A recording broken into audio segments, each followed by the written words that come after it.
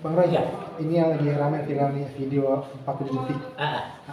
Bahwa orang masih banyak yang menanyakan soal keasliannya. Gimana tanggapan Bang Roy sendiri melihatnya? Ya, semenjak beredar ya beberapa hari ini video yang viral 47 detik.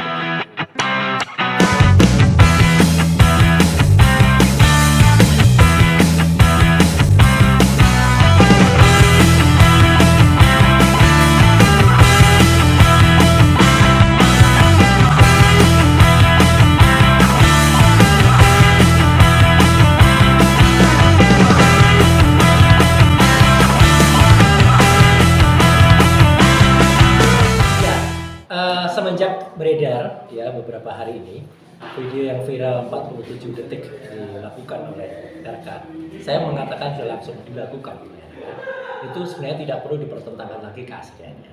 Kenapa? Karena dari semua ciri-ciri yang ada ya, apakah itu persingnya, apakah ada tai lalat, apakah itu proporsi muka, dan sudah saya teliti pakai face comparison dan kemudian dengan metrik dan apa itu ya.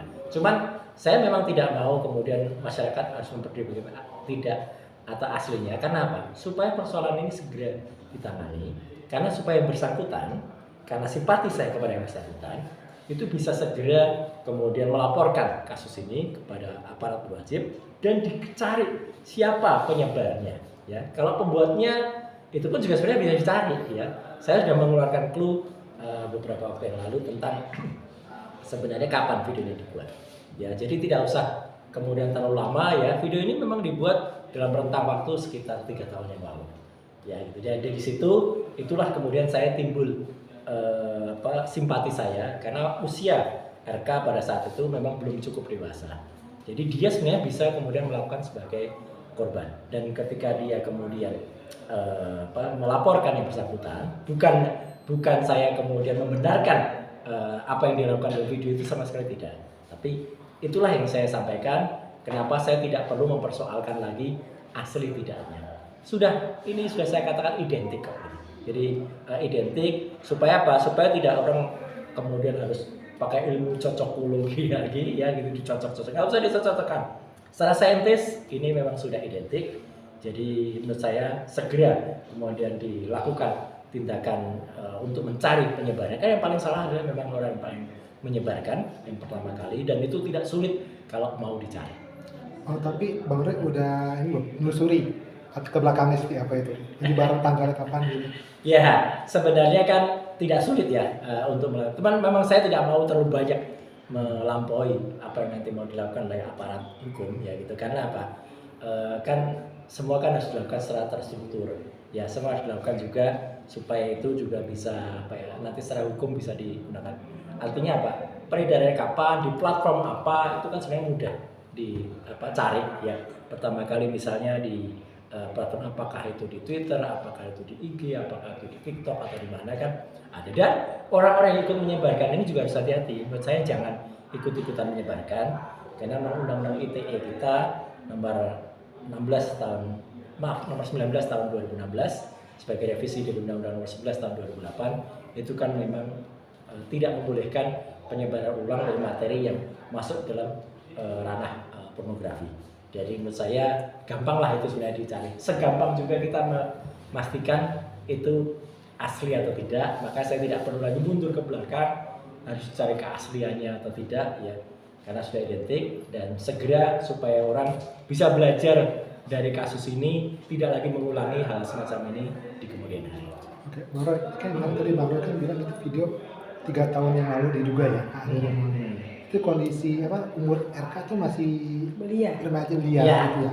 Lalu bagaimana dengan pelaku prianya ini, Bang Roy? Justru itu yang saya maksudkan. Jadi makanya saya tidak mau terlalu berbasa-basi lagi. Saya menyampaikan clue ya, saya menyampaikan petunjuk bahwa ini terjadi beberapa tahun lalu itu supaya apa? Supaya satu, bisa kemudian dikejar siapa pelakunya, ya kan? Karena siapa pelakunya itu maksudnya adalah ya mungkin ya dalam tanda kutip ya siapa yang dekat dengan RK pada saat tahun itu kan bisa langsung kena kan gitu. Artinya orang yang kemudian ada, dan kalaupun bukan dia yang menyebarkan pertama kali ya, tapi kenapa itu bisa lepas dari kedua orang ini, RK dan pacarnya ya kan? Kenapa bisa lepas? Karena kalaupun yang mengajarkan tuh orang lain pasti ada lepas, sama seperti kasus dulu, maaf harus saya sebut, kasus video Ariel Cut Tari dan Luna Maya dulu, itu yang menyebarkan adalah sound engineer pertama kali. Tapi kenapa sih sound engineer di Sanggar Peter Pan waktu itu bisa kemudian menyebarkan? Kan ada orang yang mentransfer pertama kali dari komunikatornya Ariel waktu itu ke komputer yang ada di Sanggar. Jadi kan artinya tetap bisa kena siapa yang nanti menyebarkan. Sama seperti ini. Ya, dalam kasus yang lain ya, kasus yang kemarin juga sempat ramai, Gisel dan Nobu itu juga meskipun mungkin Gisel tidak bisa dikatakan orang yang paling bersalah, tapi ketika dia mengirimkan file itu kepada Nobu atau mereka berdua saling kirim dan itu taruh di cloud dan kemudian cloud itu ternyata bocor atau dibocorkan, ya akhirnya itu beredar. Sama seperti sekarang. Ya, apakah nanti peredarannya itu ada keterlibatan antara RK dan pacarnya ya pada saat itu atau orang lain ya. Jadi makanya saya bilang lebih baik RK karena masih mungkin usianya ya, waktu itu dikatakan belum cukup dewasa, dia harus berani menjadi pelapor. Ini simpati saya kepada yang bersangkutan itu supaya membantu dia, supaya dia kemudian bisa segera menuntaskan kasus ini dan masyarakat juga belajar banyak, tidak ikut menjadi penyebar ya, atau juga tidak menjudge bersalah terhadap orang yang mungkin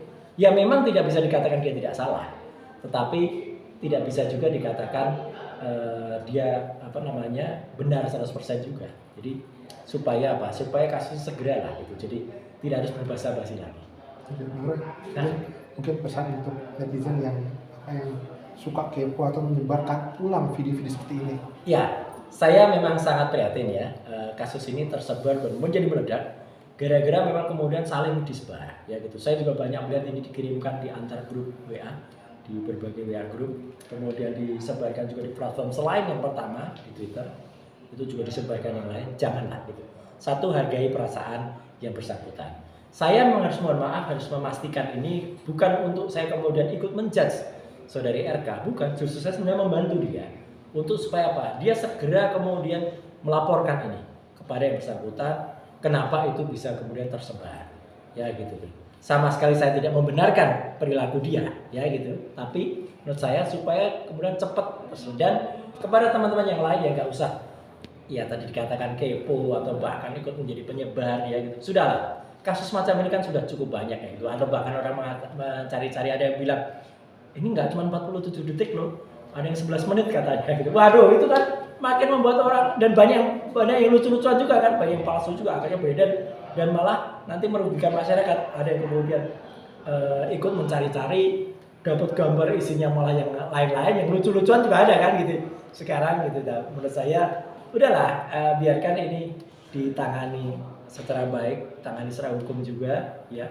Yang salah tetap salah, dan menurut saya hati-hati untuk masyarakat yang mungkin menjadi penikmat teknologi ini. Teknologi itu sebenarnya digunakan untuk kebaikan. Jangan kemudian teknologi itu malah digunakan untuk menyebar kejahatan atau kebejatan. Terima kasih. Oke, makasih. Cakep. Siap.